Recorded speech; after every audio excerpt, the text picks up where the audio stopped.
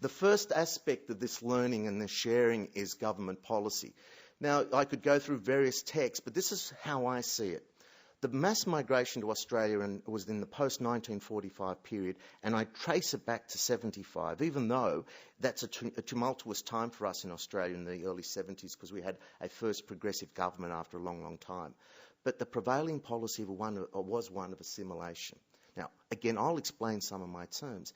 In this policy, what it meant was we took migrants into Australia with the direct expectation we would do nothing to help them settle, because it was incumbent on them to actually adapt to be able to live in Australian society. The nature of assimilation is in itself a belief that you can actually change through a migration process and totally assimilate.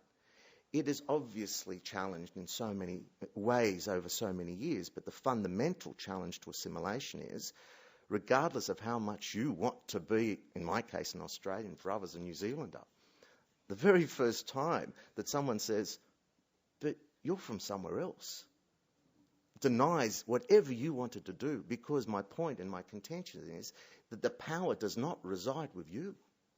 The power resides with the community in which you're moving into. And they determine who belongs or doesn't belong. They own the field. And as migrants, we come and we want to be on that field, but we actually need to know how to negotiate that field. And I think that's a fundamental and rolling issue for me over the time. Policy did change in the 1975 period, and the integration approach was one saying, well, you know, we had assimilation for nearly 30 years, and you know what? People didn't actually change. The Italians were still Italians, the Greeks were still Greeks, the Chinese were definitely still Chinese, and we've been trying to get rid of them for the last 100 years. You talk about the poll tax. We brought in the White Australia policy. We brought in a whole migration system to keep out the Chinese. I think we've got a lot more things to be ashamed about in terms of our Australian history, and we have still restricted Asian migration at every turn since that time. The integration period is an interesting one, and the government was feeling, okay, something's happening here. We can't actually get communities to change necessarily. People will still live in their cultural and linguistic communities, but we know that they actually are providing a beneficial service. We start getting a realisation that those communities aren't just there as a random event. Those communities form to meet quite specific needs of the people who come to Australia. And what happens during this period, and I'll talk about later on, is more money going into the sector.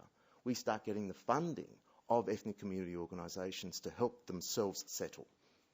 Now, what's really interesting in this is it's still, in terms of who has the onus is still on the migrant communities. But what happened then in 1988 was a fundamental shift where the government introduced its first multicultural policy.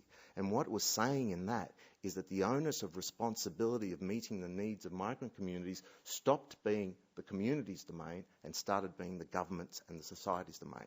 It's the most fundamental shift. And I go a little bit into it because it's so really important, because I'm tracing two periods here, 1988 to 1996 and then 1996 to 2006. And anyone who actually knows our political history knows that that second period is the Liberal Conservative government.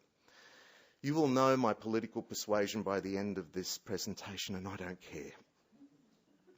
Because what was really interesting is we built these extraordinary pieces of architecture around multiculturalism during the 1980s and early 90s, and they were systemically dismantled through that next period.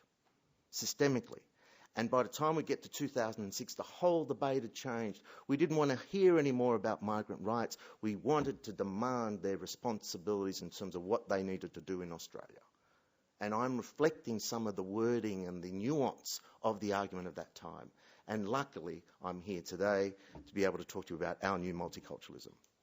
Okay, so what was interesting and is exactly what I said, that in terms of cultural maintenance and settlement support, that was actually the domain of ethnic communities. So if you came on a boat in the Italian community, waiting for you at the dock were people from the community who would actually receive you, especially if you did not have family. They would take you to community centres. They would tell you how to catch the bus, where to actually look for work. They would most probably provide you with accommodation. And that reality was quite important, because what it meant is the communities started having great value in terms of what we wanted from our society. And it's at this time, and by the 1975 period, that there were so many of these ethnic communities that they decided to come together as ethnic communities councils and in 1976, the Federation of Ethnic Communities Council. There was already a preceding model. There was a thing called the Good Neighbourhood Council, where individual community leaders were brought on board. And I see a lot of that in terms of some of the discussions around here, the positioning of community leaders as community leaders. And to some extent, I think New Zealand is very different from Australia because you've still got some of the Italian word is fisionomia, the look of our migration programs in 40 or 50 years ago, but yet far more developed in terms of the societal system in which they're developing and working. And I think that's quite an interesting thing. But that is the start of the ECCs and FECA during that period. And then what was really interesting is that the ethnic communities themselves started getting a lot more money. So from 1975 really to 1988, there's the big influx of dollars from government. The federal government had the Grant in Aid program. The Grant in Aid program was a program which provided individual ethnic communities with resources to allow their own community development. It wasn't to provide services to the community, but it was to create community structure, to allow community voice, to be able to deal with government. So the government was saying at this stage, we don't really have the skills to deal with you. We're not really competent, but we'll give you the skills to deal with us, and we'll pay you for that. We'll actually give you those resources. And while that was happening at the federal level, at the state level, there was a lot more ethnic-specific funding. We were getting funding for people to work around employment issues, youth issues, ageing issues, arts and culture. There was one stage during the period of the mid-80s where I had a worker who was funded by the New South Wales Department of Arts and the Australia Council, whose only job was to go to every single group and help them write their submissions. I actually think that's retrograde now because what we were doing is we were playing the game that was set for us, but we were given the resources to do so. And I think it's quite an interesting period. In 1988 to 1996, this becomes quite more. There's an enhancement of financial support for ethnic communities from both community advocacy and early service provision. And so some communities are actually getting quite rich not because they were actually running businesses, but because they were showing to government that they had the capacity to actually provide either services or some form of provision to their communities. But, and I think this is where we were really to some extent naive, we wanted that money. It justified it, it validated us. But with that money came a lot of quite specific strings. And what was really obvious during this period, especially after 2006, was that funding from the federal level increased, but with it, clauses which said if you get this money, you can't complain about the government, which were written into service contracts.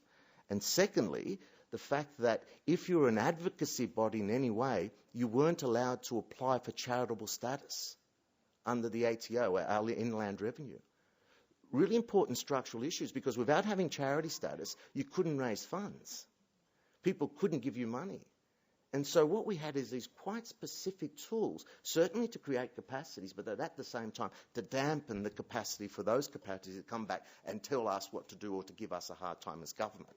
And I am quite jaundiced at it because this was not just something which happened. It was made to happen. This was ideological because it wasn't just happening in the non-English area. It was happening right through the community sector. So it became known that if you complain too loudly, you will have your funding cut. And that's the reality.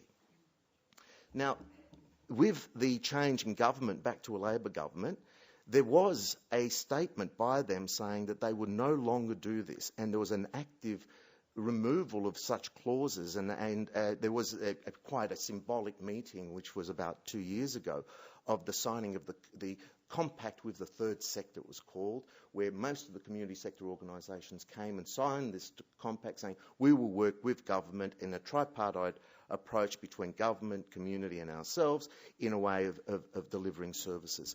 And this is a really important aspect as well because what it does is re-legitimise advocacy.